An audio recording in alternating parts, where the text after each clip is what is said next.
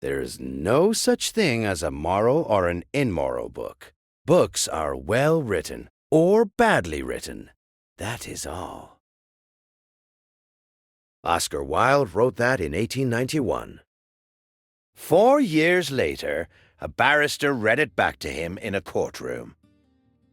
On April 3rd, 1895, that barrister stood up in the Old Bailey and read aloud from Wilde's novel. The passage described a painter who was, in his own words, dominated soul, brain, and power by a beautiful young man. The barrister asked the author whether he had written those words. He had. 3 weeks later, Oscar Wilde was convicted of gross indecency and sentenced to 2 years of hard labor. The novel was The Picture of Dorian Gray. He had published it 5 years earlier. Before this video is over, you will read that preface completely differently than you did 30 seconds ago. If you read this book in school, you read the censored version. Your teacher didn't know. Their teacher didn't know. Nobody has been told this for 130 years. Here is what actually happened. In July 1890, Lippincott's monthly magazine published a news story by Oscar Wilde. Wilde had submitted his typescript weeks earlier. A complete manuscript, exactly as he intended it. What appeared in print was not that manuscript. J.M. Stoddart, the editor of Lippincott's, had gone through the text before it reached the printer and deleted approximately 500 words. He did this without telling Wilde. He did not ask permission. He did not leave a note in the typescript explaining his reasoning. Wilde discovered what had happened the way any author discovers an editor's cuts. He read the published version and found it wasn't the story he wrote. The cuts were surgical. They weren't random tidying around the margins. Every passage where Basil Hallward's feelings for Dorian Gray crossed from intense, artistic admiration into something explicit, something named, was removed. In one deleted passage, Basil says directly that he has never loved a woman. He describes his feeling for Dorian as a romance. Those specific words, never loved a woman, romance, do not appear in the published text. They never did. They exist only in the original typescript, which sat in the archives of the UCLA library for over a century, largely unread by anyone outside specialized literary scholarship, until a critical edition was finally published in 2011. Think about what that means. Every film adaptation of Dorian Gray, every school essay about aestheticism and the corruption of innocence, every argument about what Basil's obsession really means. They are all working from the edited text. They are all describing a book that was altered before it ever reached its first reader. And here is the particular cruelty of what Stoddart did. He didn't sanitize the novel to protect Wilde. He made a commercial calculation about what Lippincott could afford to publish. He trimmed what he identified as the most dangerous passages. He left the rest. What he didn't understand, what nobody in that editorial office seems to have understood, is that he had created something more dangerous than the original. The manuscript, with Basil's love named, was a document someone could argue about. The magazine version, with the love removed but the texture of obsession intact, was a document someone could only suspect. Stoddart had taken a novel with named feelings and removed the names, leaving the feelings. He had produced a text that was legible enough to raise suspicion and ambiguous enough to prevent explanation. And he had handed it, entirely unwittingly, to a prosecution that would use it as a specimen 5 years later. But to understand how that prosecution worked, we need to understand the law that made Wilde's entire social world a permanent threat, a law that was already woven, in ways Wilde himself may not have fully recognized, into the plot mechanics of the novel. In 1885, 5 years before Dorian Gray was published, Parliament passed the Criminal Law Amendment Act. The bill criminalized all sexual acts between men, not just specific acts that had been illegal for centuries, but any act of gross indecency. It was among the broadest such statutes in Europe, and it acquired a nickname almost immediately among those who saw its real consequences clearly. They called it the Blackmailer's Charter. Here is why. Before 1885, a blackmailer needed evidence of a specific provable act. After 1885, the definition of gross indecency was vague enough that any man who could be plausibly accused, any man with the wrong kind of friendships, the wrong letters in circulation, the wrong reputation in the wrong rooms, was now permanently vulnerable to extraction.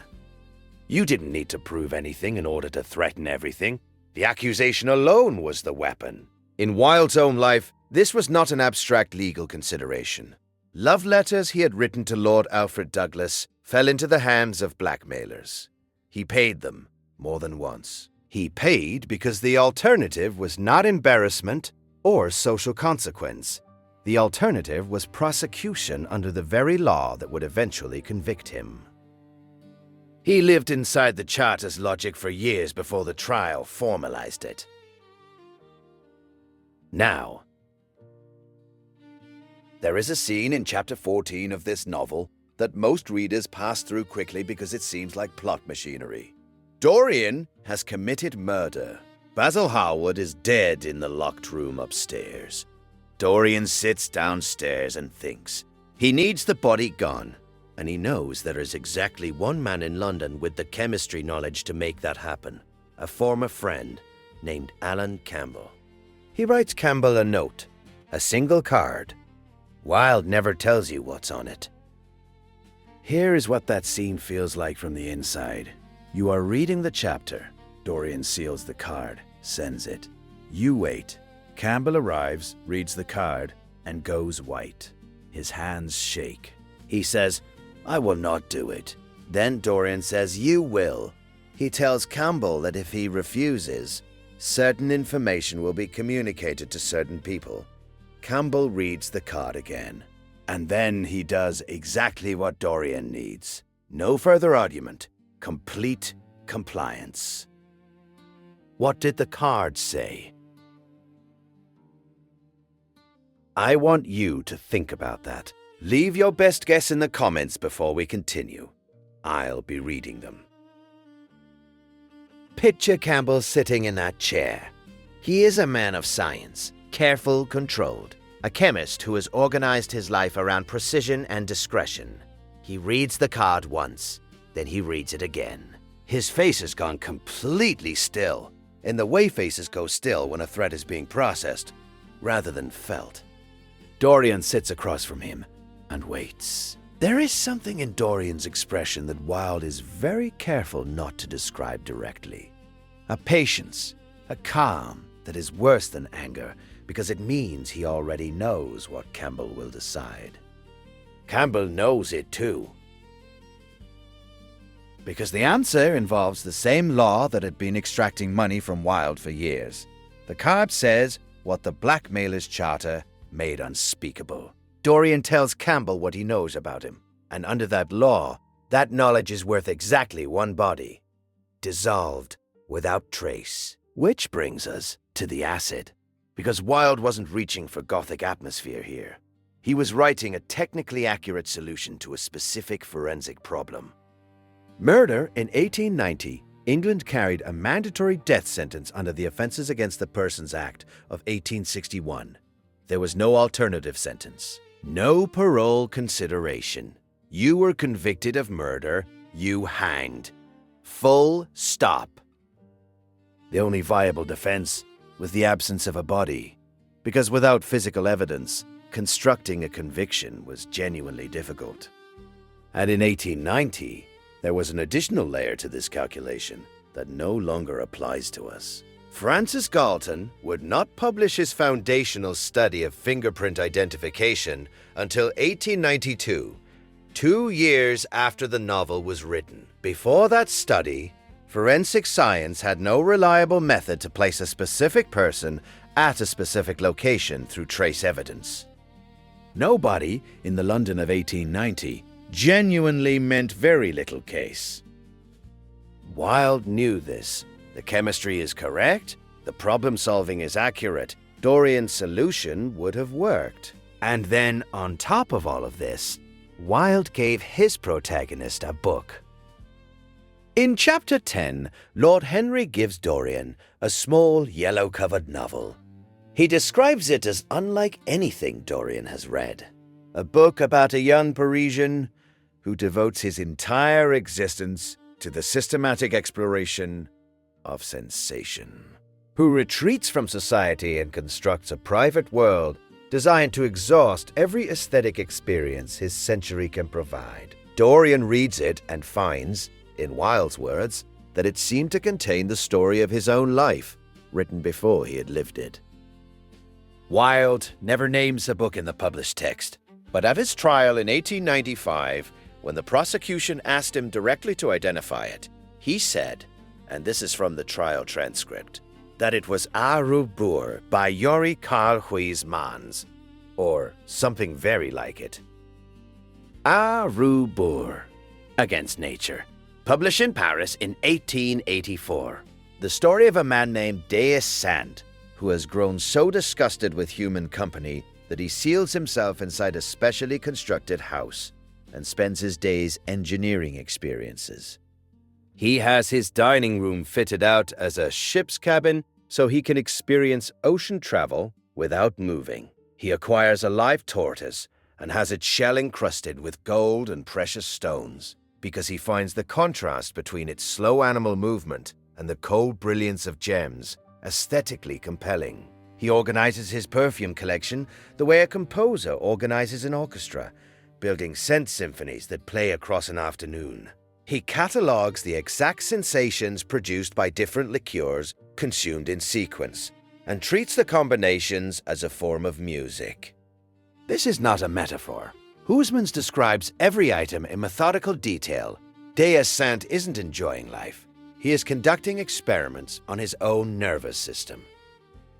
In France, books like this were sold wrapped in yellow paper, a trade convention signaling that the content had been judged unsuitable for general audiences. The yellow book Lord Henry gives Dorian is not a symbol. It is a specific real-world object with a specific real-world referent, and every reader of Wilde's circle who recognized the reference understood immediately what kind of education Dorian was about to receive. Now go back to Chapter 11, the chapter most readers experience as a long lyrical detour. 20 pages of Dorian cataloging his collections, his rare perfumes, the way he studies them by their relationships to one another, the emotional registers they produce, his embroideries and ecclesiastical vestments, examined the way a scientist examines specimens, his musical instruments, his jewels, each collection organized as a system. It reads like an interruption of the plot. It is not an interruption. It is a demonstration. Wilde takes the formal structure of A Rebours, the catalogue, the room as laboratory, the collector as experimenter, and shows Dorian enacting it. Where Deus Sant spends pages on his perfume organ, Dorian spends pages on his perfume collection. Where Deus Sant constructs his dining room as a controlled aesthetic environment, Dorian constructs his house as a series of sensory chambers.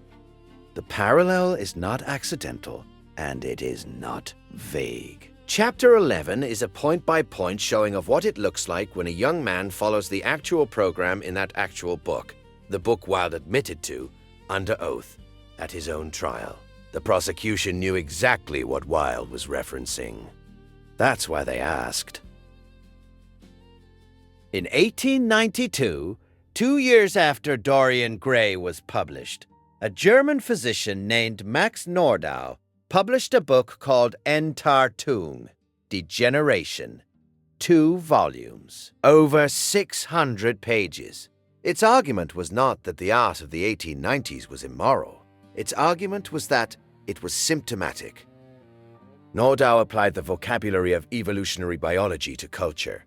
Artists who rejected Victorian moral norms were not rebels. They were degenerates, organisms whose hereditary line had weakened, producing cultural outputs that bore the measurable signs of pathological development. He described the clinical markers that could be read directly off a degenerate's work. The effeminacy, the obsession with sensation over ethics, the rejection of social utility in favor of private experience. He provided case studies. He named names. This is what he wrote about the aesthetes and the men like Wilde who led them. He described their physical and mental constitution as clinically diseased, men who displayed unbounded egoism, an absence of normal human sympathy, and an emotionalism that was purely pathological in origin. Their work was not art. It was the outward symptom of a malady. The Picture of Dorian Gray was not a novel to be read for what it said. It was a specimen to be diagnosed. Nordau's book was published in English translation in 1895, the same year as Wilde's trial. It sold in large numbers, and it gave the prosecution something they had not previously possessed, a scientific framework. Not merely the claim that Wilde's novel was offensive, the claim that it was diagnostic, that the mind which produced it had been identified by name in a widely read work of medical literature. They weren't just saying the book was immoral, they were saying it was the kind of book a sick man writes, and they had what passed for science to support them. At trial, the prosecution did not merely quote from the novel. They placed a physical copy of Dorian Gray on the courtroom table and pointed to specific passages. Dorian's collecting mania in Chapter 11, Lord Henry's studied rejection of conscience, as clinical exhibits. Not evidence of what Wilde had done, evidence of what he was. This is what changes when you read Wilde's preface knowing all of this. The preface to the 1891 expanded edition of Dorian Gray is one of the most cited aesthetic manifestos in English literary history. There is no such thing as a moral or an immoral book. Books are well written or badly written. That is all. Every reader who encounters those words reads them as a confident declaration of artistic principle. But read in the context of what was already circulating in 1891. Read knowing that critics were already applying a framework to aestheticism, already classifying its cultural outputs as signs of hereditary disease. Those words are not confidence. They are a preemptive defense. Wilde is arguing against the framework before it fully closes around him. He is making the case he will need to make at trial, and he is making it in the preface to the very text that will be entered as evidence. He lost the argument before he made it. Nordau could tell you what was wrong with Wilde's writing. What he couldn't explain was where it came from. For that, we have to go back to Oxford, 1874. And a book that one man tried very hard to take back. Walter Pater was a fellow at Brasenose College, Oxford. In 1873, he published a collection of essays on Renaissance art and literature. It ended with a short piece he called Conclusion. And in that conclusion, Pater made an argument that was going to follow Oscar Wilde for the rest of his life. Pater argued that the goal of human existence was not virtue, not faith, not the accumulation of knowledge in the service of others. The goal was experience, the greatest number of vital forces flowing through a life in the shortest possible time. To burn always, as he wrote, with a hard, gem-like flame, to seek intensity, to refuse the dilution of sensation that comes from caution and convention and the ordinary social expectation of a well-behaved life. Wilde read it in his first year at Oxford. He was 20 years old. He later described the book to W.B. Yeats as his golden book, the text he carried everywhere, the work that was, in his words, the very flower of decadence, as though the last trumpet should have sounded the moment it was written. Now I want you to listen to Lord Henry Wotton. The only way to get rid of a temptation is to yield to it. Sit with that for a moment. It is a perfect sentence. It sounds true. It has the shape of wisdom. Don't squander the gold of your days listening to the tedious, trying to improve the hopeless failure, or giving away your life to the ignorant, the common, and the vulgar. These are the sickly aims, the false ideals of our age. Live. The only thing worth having is beauty. The only life worth living is one of sensation. This is not invented philosophy. This is not Wilde being clever in a novel. These are Walter Pater's ideas, dressed in Lord Henry's voice, delivered to a young man sitting for his portrait, who has no framework yet to resist them. Every speech Lord Henry delivers is Pater's conclusion performing itself, translated from academic prose into perfect, seductive, irresistible conversation. But here is what almost no reader of Dorian Gray has ever been told. In 1877, 4 years after publishing studies in the history of the Renaissance, Pater quietly removed the conclusion from the second edition. He added a footnote, explaining that he had conceived it might possibly mislead some of those young men, into whose hands it might fall. He had watched what his argument was doing in Oxford common rooms and undergraduate circles, and he got frightened. He pulled the conclusion from circulation because he could see the shape of the damage. Then, in 1888, 2 years before Wilde published Dorian Gray, Pater reinstated it, with modifications, but reinstated. The argument went back into print. So here is the full architecture of what Wilde built. He took a real argument made by a real Oxford scholar, an argument that scholar had publicly admitted was dangerous for young men, and removed from his own book because he feared what it might lead them to do, and put it in the mouth of Lord Henry Wotton. He gave it elegance and wit and perfect seductiveness. He made it charming in a way Pater's academic prose could never be. He made it irresistible. And then he showed, over 200 pages, exactly what happened to a young man who believed every word. Dorian Gray is Pater's worst nightmare realized on the page. Lord Henry is the conclusion brought to life and made devastating. Every scene where Lord Henry philosophizes about youth and sensation and the waste of being good is not Wilde's invention. It is a staging of an argument that had been circulating in real published books and alarming real academics for 15 years before Wilde made it fictional. The man who wrote Lord Henry's philosophy tried to take it back. Wilde gave it to a character and made it unforgettable. In 1897, 2 years after his conviction, Oscar Wilde wrote a long letter from inside Reading Gaol. It was addressed to Lord Alfred Douglas. In it, he wrote this: "I was a man who stood in symbolic relations to the art and culture of my age." 1 year after Pater put those words back into print, Oscar Wilde sat down and wrote a preface to the novel that was going to destroy him. He had already lost every argument it makes. He just didn't know it yet.